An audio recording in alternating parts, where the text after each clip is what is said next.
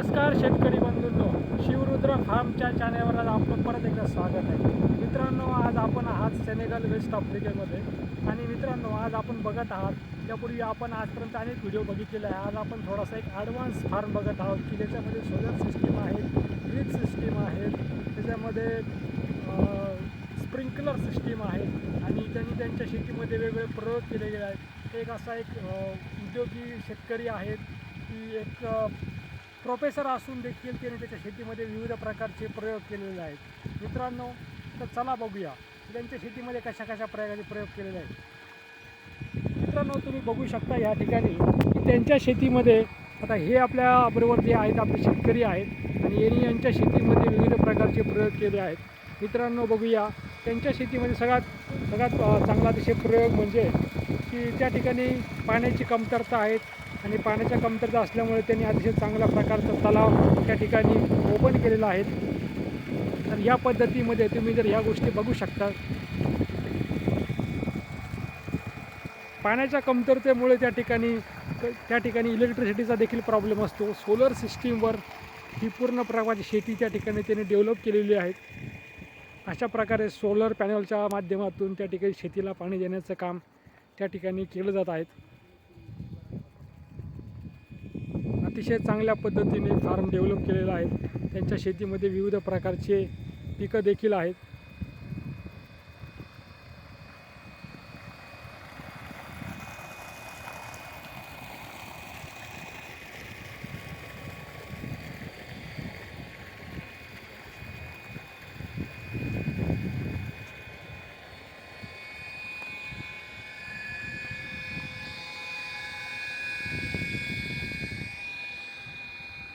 तुम्ही पाठीमागच्या साईडला बघू शकता, त्या ठिकाणी स्प्रिंकलरच्या माध्यमातून पाण्याची व्यवस्था त्या ठिकाणी करण्याचं काम करण्यात आहे. विविध प्रकारचे पिकं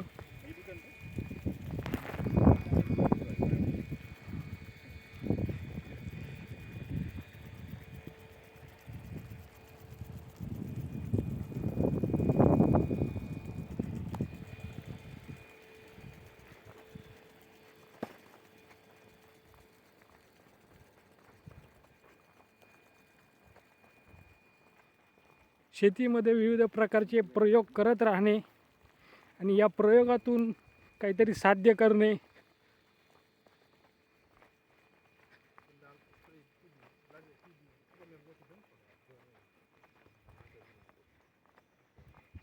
तुम्ही पाठीमागच्या साईडला बघू शकत असतात. त्यामध्ये पपयाची लागवड त्या ठिकाणी केली गेलेली आहेत.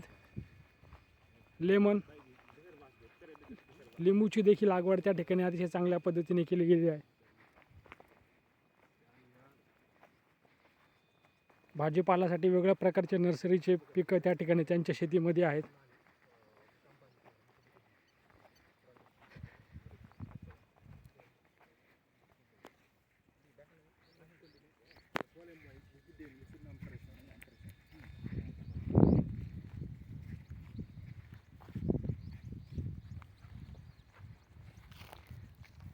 चिली मिरची असेल, ढोबळी मिरची असेल, तर अशा प्रकारचे पिकं त्यांनी त्यांच्या शेतीमध्ये घेतलेले आहेत.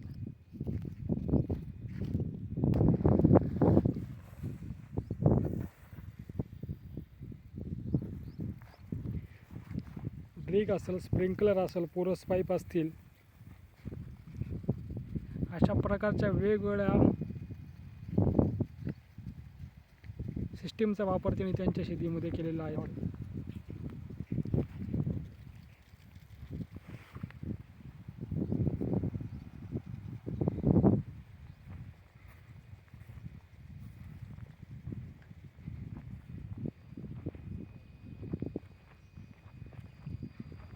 साधारणतः 3 हेक्टर क्षेत्र शेतीखाली लागवडीखाली त्यांनी आणलेलं आहे.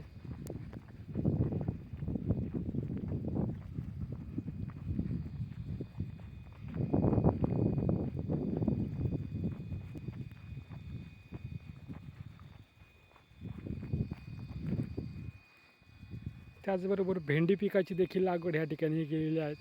शेतीमध्ये विविध प्रकारचे प्रयोग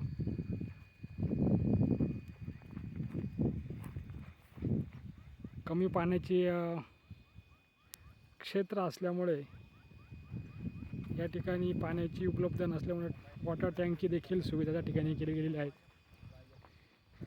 आंतरपीक पद्धती असेल, मल्चिंग असेल, तुम्ही या ठिकाणी बघत असाल शेणखत असेल, लेंडी खत असेल, अशा विविध प्रकारच्या पद्धतीचा वापर त्या ठिकाणी केला गेला आहे.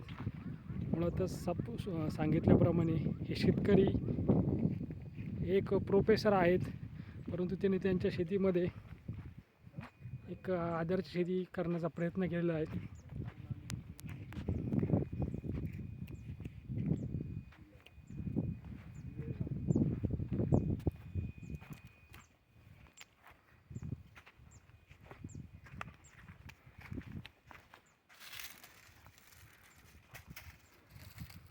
पपईची देखील लागवड अतिशय चांगल्या पद्धतीने या ठिकाणी झालेली आहे.